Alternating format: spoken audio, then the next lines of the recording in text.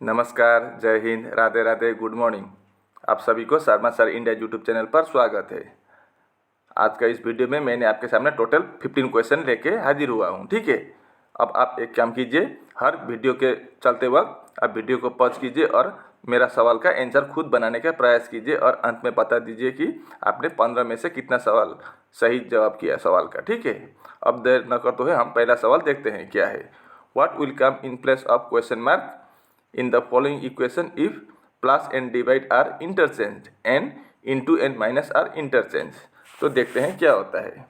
क्या बोला है, प्लस और डिवाइड को आपस में बदल दिया जाए। तो प्लस के जगह पर हम यहाँ डिवाइड बनाएंगे, यहाँ पर डिवाइड होगा, ठीक है। और डिवाइड, प्लस के जगह पर डिवाइड और डिवाइड के जगह पर प्लस हो जाएगा। और माइनस के जगह पर इंटू होगा और इंटू के जगह पर माइनस होगा। तो पहले हम बॉडमास रूल के अनुसार क्या करते हैं, डिवाइड करते हैं। तो 48 को अगर हम 6 से डिवाइड करेंगे तो कितना आएगा, 8 आएगा। उसके बाद क्या है, इंटू है 5 प्लस 8 माइनस 1। डिवाइड के बाद इंटू करते हैं तो 8 इंटू 5 40,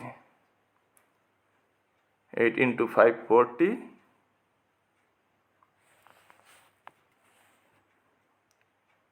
प्लस 8 माइनस 1 कितना होता है, 7 होता है। तो 40 प्लस 7 47। तो आपका बी ऑप्शन में 47 है, तो आपका B option is the right answer. ये रहा आपका अगला सवाल। Which number will replace the question mark in the following number series. तो क्वेश्चन मार्क की जगह पर क्या आएगा, इन 4 ऑप्शन में से वही हमको पता करना है, ठीक है। तो इसमें हम क्या देखेंगे, पहले डिफरेंस देखेंगे, इसके साथ इसका कितना डिफरेंस है, इसके साथ इसका, इसके साथ इसका और इसके साथ इसका। तो अगर हम 236 से 167 माइनस करेंगे तो कितना आएगा, 69 आएगा, ठीक है, 69।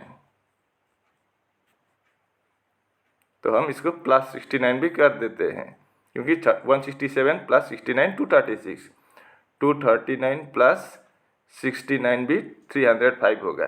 तो अगला क्या होगा वो तो पता ही नहीं है, ठीक है। तो यहाँ पर दो जगह पर प्लस 69 है, तो अगला भी हम प्लस 69 दे के चेक करते हैं। तो यहाँ पर अगर हम प्लस 69 देंगे तो कितना होगा, 305 प्लस 69 कितना, 374। अगर हम 374 के साथ प्लस 69 करेंगे तो कितना होगा, 443।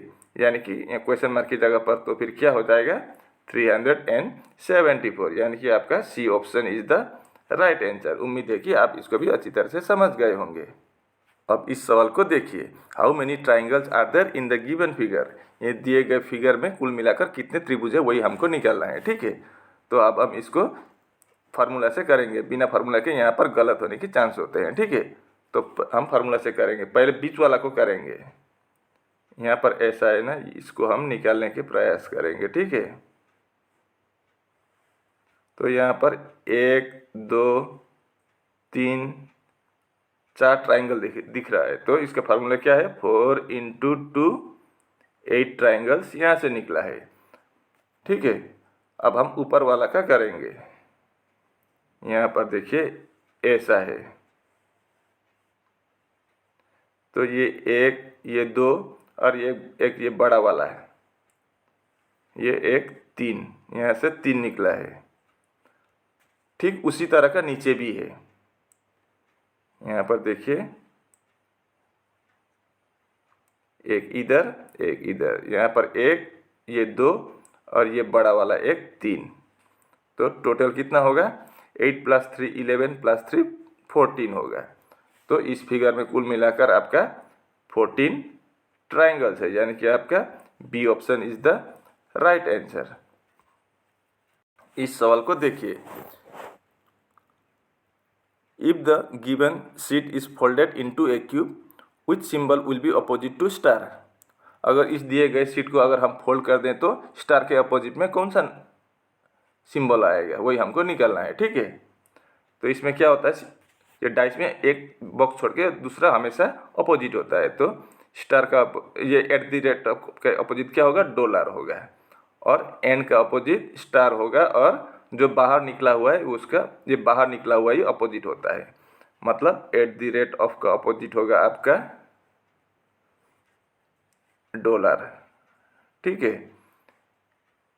एंड का अपोजिट होगा आपका स्टार और हैश का अपोजिट होगा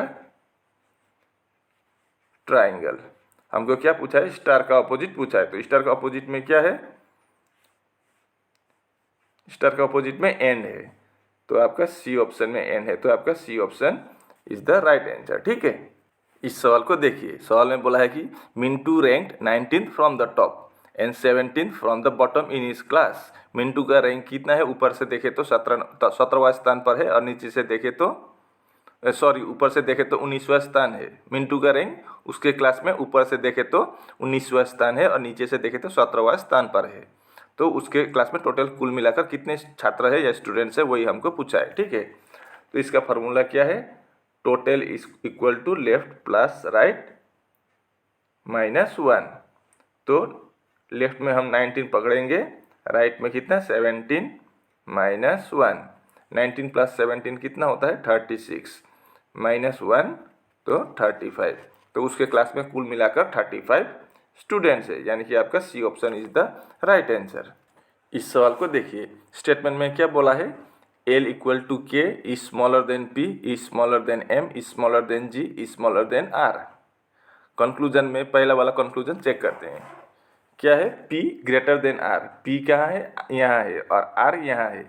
तो P बड़ा है कि R बड़ा है?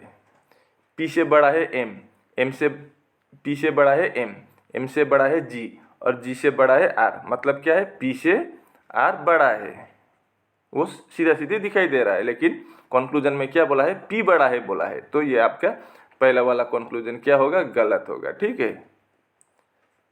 अब दूसरा चेक करेंगे हम। दूसरा में क्या बोला है? L से G बड़ा है। L इधर है और G इधर है। L बराबर क्या है? K है, ठीक है। यहाँ पर दिया है क्या? L बराबर K है, लेकिन K से बड़ा है P से बड़ा है M से बड़ा है G। मतलब K से क्या है? K से G बड़ा है। तो क्या होगा? देखिए अब यहाँ पर मेन बात क्या है? K बराबर L यहाँ पर पता चल गया है, तो हम K के जगह पर L लिख देंगे। L से बड़ा होगा G, ठीक है। तो अब L से बड़ा है G, यही तो बोला है आपका दूसरा कंक्लूजन में। तो L से बड़ा G, ये सही होगा। तो आपका ओनली कंक्लूजन 2 फॉलोस, आपका B option is the right answer. अब ये सवाल को देखिए, आपका ब्लड रिलेशन से है। इसमें क्या करेंगे? हम मेल को हम प्लस कर देंगे और फीमेल को माइनस कर देंगे, तब हमको आसान हो जाएगा समझने के लिए, ठीक है। क्या करेंगे? मेल को प्लस करेंगे और फीमेल को माइनस कर देंगे। अब देखिए, P and Q are sisters, मतलब P और Q दो बहन है। तो ये दोनों फीमेल है, तो हम दोनों में माइनस कर देंगे, ठीक है। अब ये हमारा ये वाला हो गया। अब R and S are brother.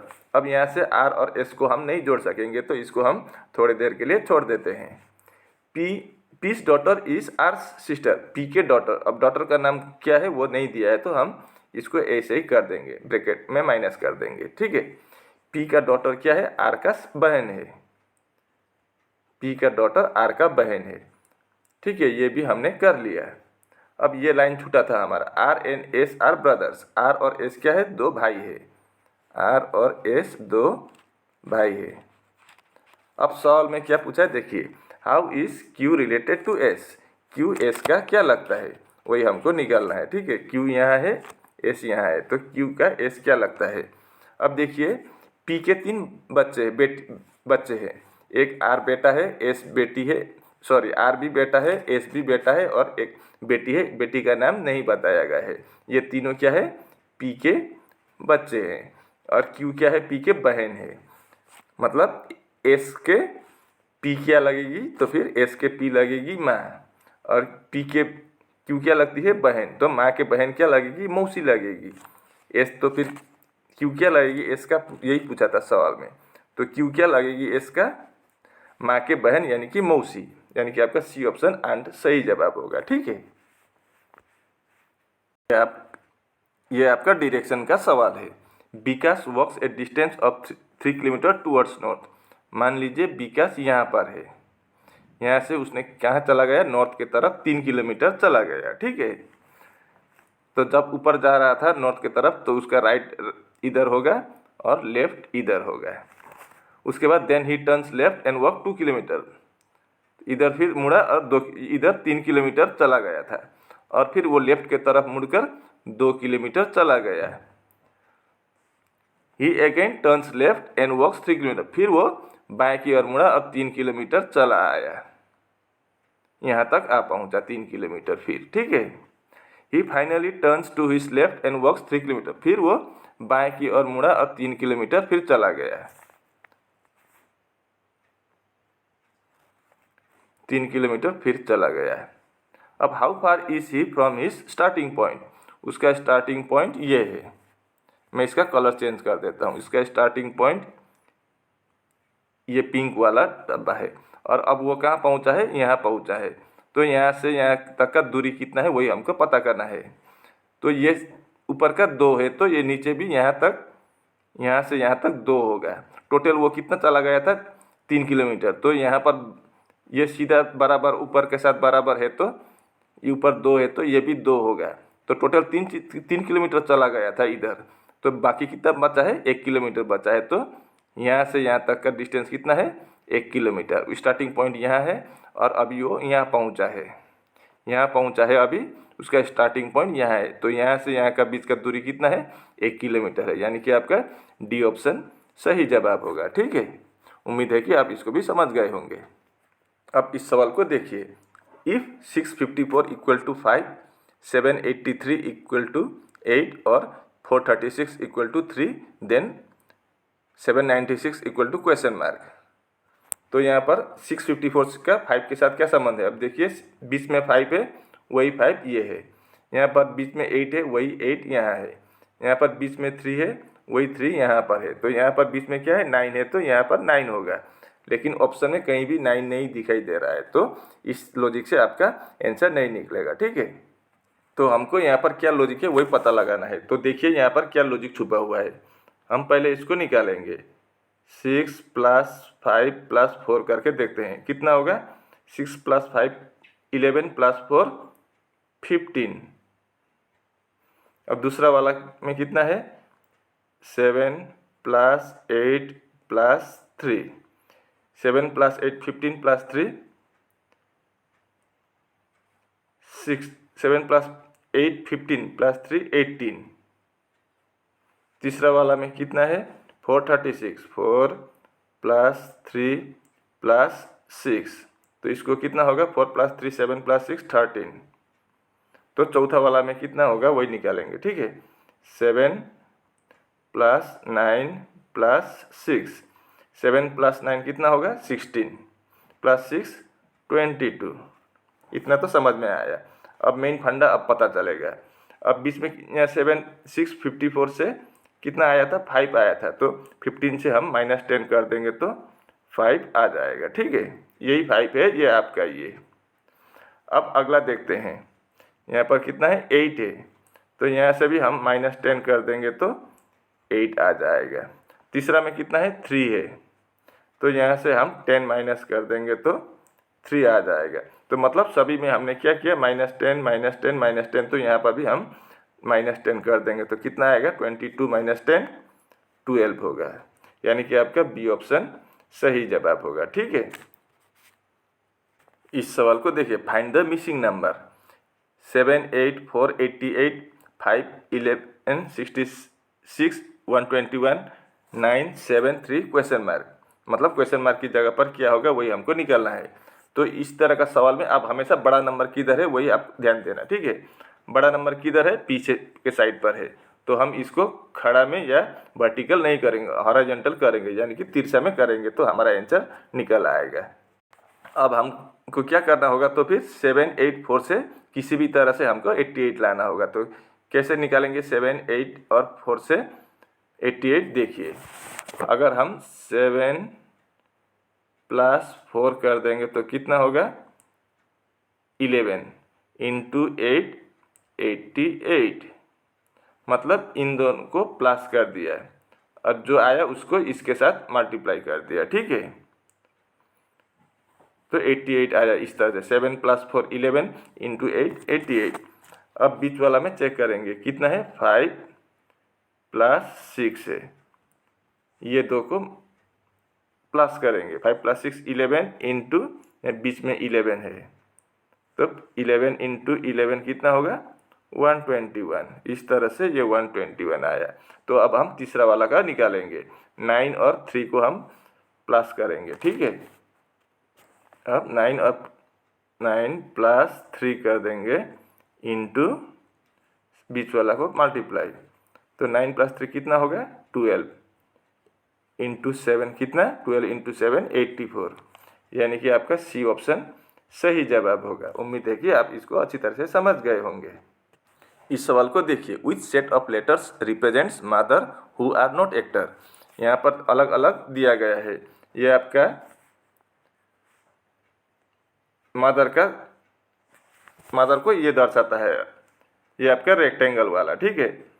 ये आपका ओवल वाला एक्टर को दर्शाता है, ये ट्राइंगल वाला केमिस्ट को दर्शाता है, और ये स्क्वायर वाला साइकोलॉजिस्ट को दर्शाता है। लेकिन यहाँ पर क्या बोला है, किन लेटर ये दर्शाता है कि वो मदर है लेकिन एक्टर नहीं है। तो पहले हम मदर और एक्टर का ग्राफ देखते हैं। मदर का ये है, ठीक है, ये वाला आपका मदर का हुआ, एक्टर का ये हुआ। तो हम इनको तो छोड़ देंगे, इसको देखने की ज़रूरत ही नहीं पड़ेगी हमको। अब मदर है लेकिन एक्टर नहीं है, एक्टर नहीं है तो आपका ये पूरा सर ओवल वाला हम काट देंगे। तो क्या बचा है आपका, सिर्फ जी बचा है, तो आपका बी ऑप्शन सही जवाब होगा, ठीक है। अब इसको देखिए, कंप्लीट द एनालॉजी, GIK/PRT है तो DFH क्या होगा यहाँ पर। तो अब हम इनका प्लेस वैल्यू लेके चेक करते हैं, ठीक है। जी का प्लेस वैल्यू कितना है, 7 है, और पी का 16 है, मतलब 7 + 9 16। अब यहाँ पर डी का 4 है, तो यहाँ पर +9 कर देंगे तो कितना होगा, 13 होगा। 13 का मतलब पहला अक्षर M होगा, तो आपका C और D नहीं होगा, ठीक है। अब हम अगला देखते हैं, अगला को हम लास्ट का देखेंगे, 20 का नहीं देखेंगे, क्योंकि बीच में दोनों में क्या है, O है। तो I और R से जो होगा वही F के साथ निकलेगा, तो यहाँ पर O हो जाएगा, वो कन्फर्म है, क्योंकि बीच में O है तो वो करने का ज़रूरत नहीं है। हम लास्ट का चेक करेंगे, लास्ट में R और Q है, तो देखिए अब हम लास्ट का चेक करेंगे, ठीक है। अब हम इनका प्लेस वैल्यू लिखेंगे, K का वैल्यू कितना होता है, K 11 और T का 20, मतलब यहाँ और यहाँ भी +9 है। अब H का प्लेस वैल्यू कितना है, 8, तो यहाँ पर भी +9 करेंगे तो कितना होगा, 8 + 9 17, यानी कि क्या होगा, 17 का मतलब Q होगा, यानी कि MOQ आपका बी ऑप्शन सही जवाब होगा। इस सवाल को देखिए, select the triad in which the numbers are related in the same way as are the numbers of the following triads. मतलब ये आपका 2, 3 और 7 जिस तरह से बना है, सेम टू सेम लॉजिक से 5, 2 और 21 बना है, और उसी लॉजिक से इन ABCD में से कोई एक ऑप्शन भी बना है, तो वही हमको पता करना है, ठीक है। तो 2, 3 और 17 ये किस लॉजिक से बना है देखते हैं। अगर हम 2 × 3 करेंगे तो कितना होगा, 6 होगा, ठीक है। उसके साथ अगर हम 11 ऐड कर देंगे तो कितना होगा, 17 होगा। अब उसी प्रकार से दूसरा वाला चेक करते हैं, 5, 2 और 21। अगर हम 5 और 2 को इंटू कर देंगे तो कितना होगा, 5 × 2 10 होगा, ठीक है। तो उसके साथ यहाँ पर पहला वाला में क्या किया था, +11 किया था, यहाँ पर भी हम +11 कर देंगे तो 10 और 11 21, ये 21 आ गया, मतलब हमको लॉजिक पता चल गया। अब अगला चेक करते हैं, 1 × 4 4 होगा, 4 + 11 कितना होता है, 15 होता है, यहाँ पर 17 है, तो आपका पहला ऑप्शन नहीं होगा।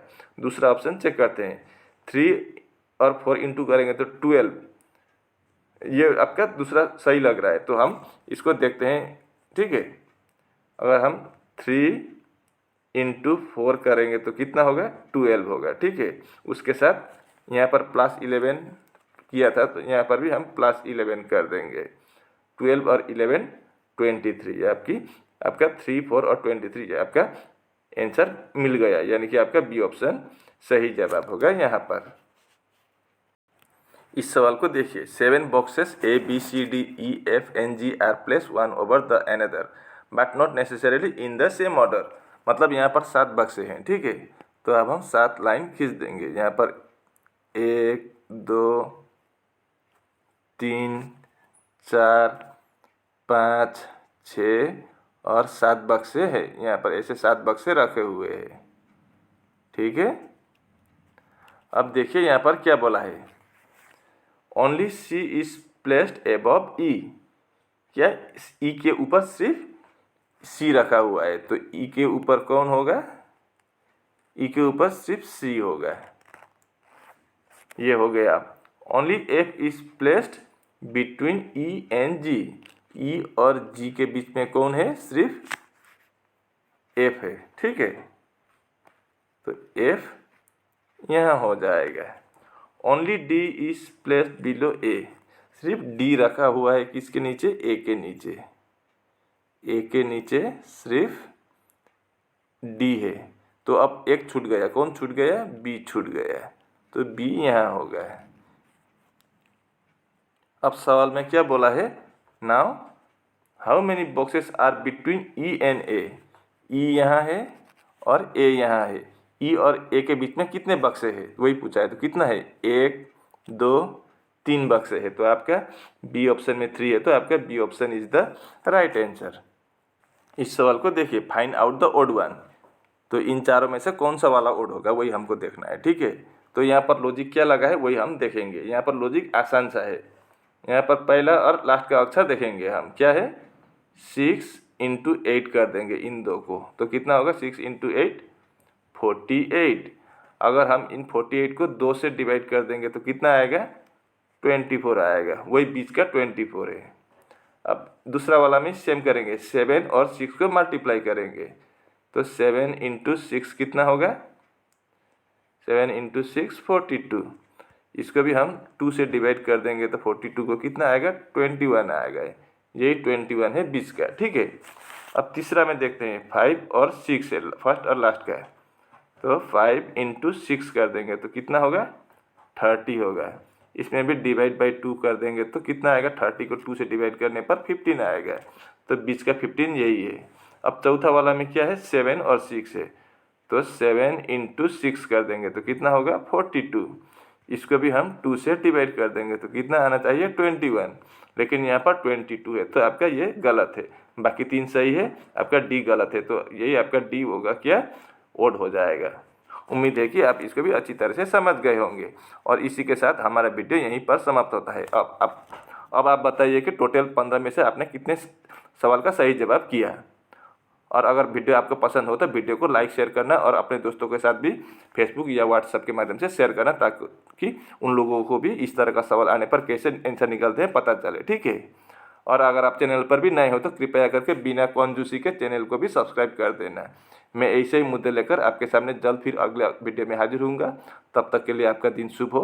राधे राधे।